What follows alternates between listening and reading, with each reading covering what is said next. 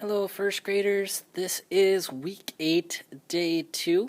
If you're following along on our 3 weeks of instruction, we are on week 2, day 2 in our yellow packet. Okay, so remember, yellow packet. Today, for literacy, we will be dealing with verbs, pH digraphs, and reading comprehension. Okay, so let's get started with literacy today. Starting off, we have our verbs. It says finding verb set 1. Directions. Read the words in the word bank. Write the correct word on each bubble. Okay? So now we have to go find our word bank. Our word bank is down here.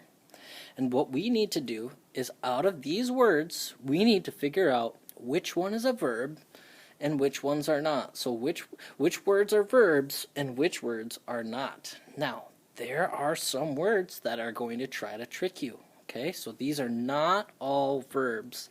Some of these are a noun.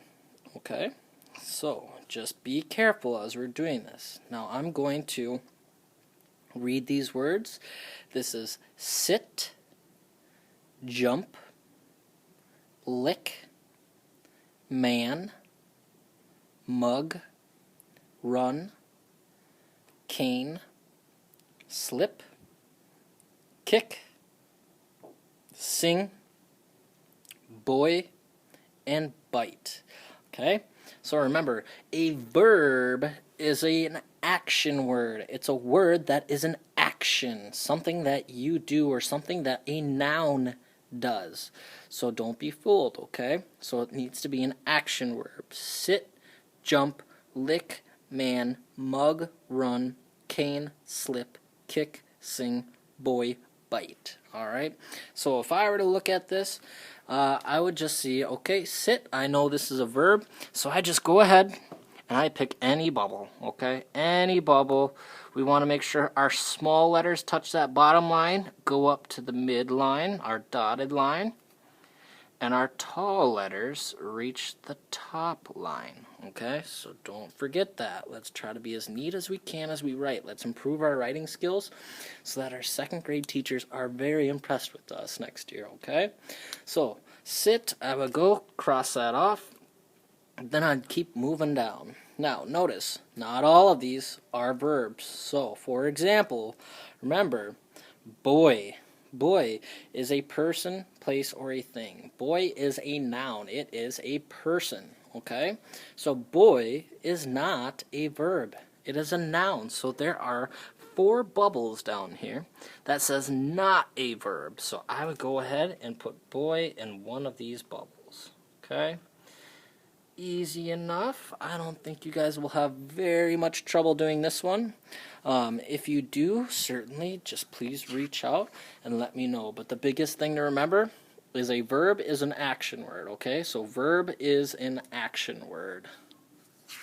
So action words go in these bubbles. Now going on to our pH digraph. Boys and girls, I want you to repeat after me. pH makes that sound.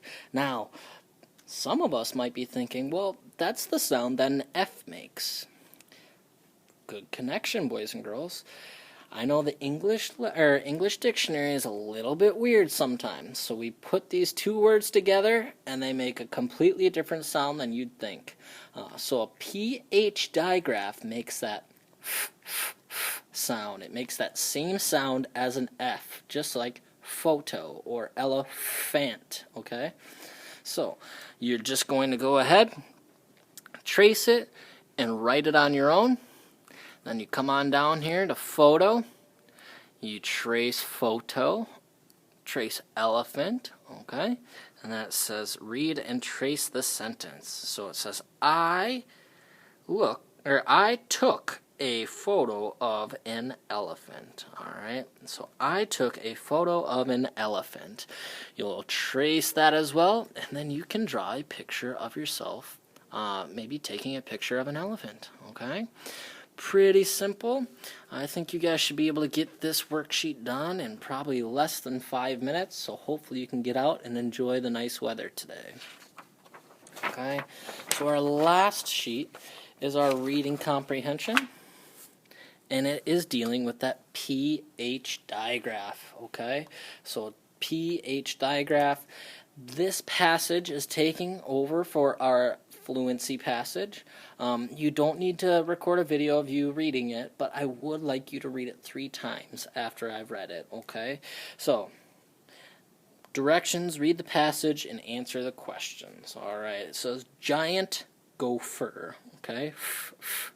That's where we see that pH digraph.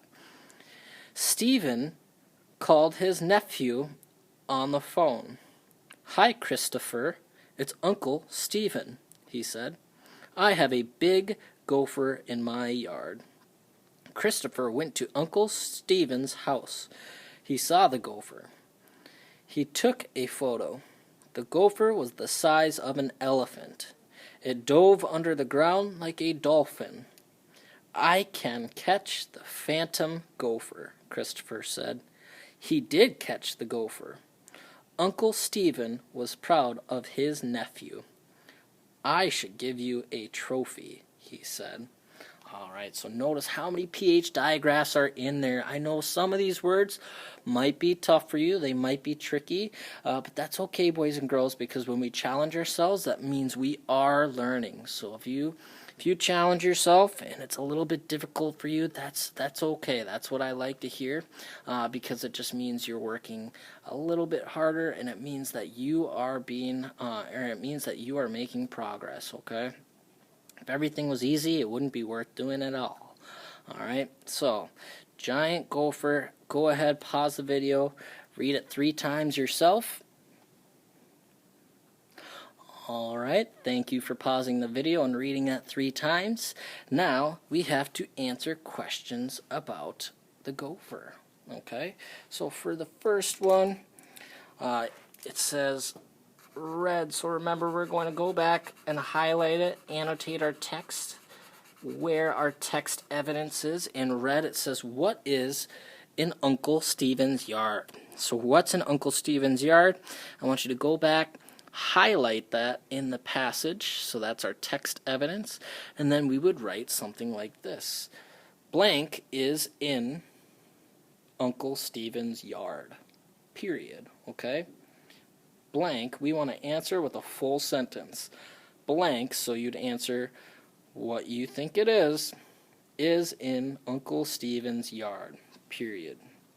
Now that full sentence, we need a capital. Our words need to make sense when we read them back to ourselves, and we need to have punctuation at the end. Okay, so for question number 2, we will be highlighting and annotating our text in orange. Okay, and it says, what did Christopher do when he saw the gopher? So go back, figure out what did Christopher do when he saw the gopher, highlight our text evidence in orange, and then you could say Christopher did blank when he saw the gopher. Okay, so your answer should look something like Christopher did blank when he saw the gopher. Now, we have capital, our words make sense, and punctuation at the end. Okay, for the last one, we are going to highlight and annotate our text in green. Okay, so it says, what does Uncle Stephen want to give Christopher? We'll go back, find our text evidence, underline or highlight it in green, however you want to do that, and then we write our sentence. It says, what does Uncle Stephen want to give Christopher? You could say, Uncle Stephen wants to give Christopher blank. Or you could say, he wants to give Christopher blank. Okay, so again, you can write your own sentence, but I do want to see a complete sentence. Okay, so it's just capital, our words make sense, and punctuation at the end. Alright, boys and girls, that does it for literacy today. So tune in with me tomorrow, and we will go through day 3.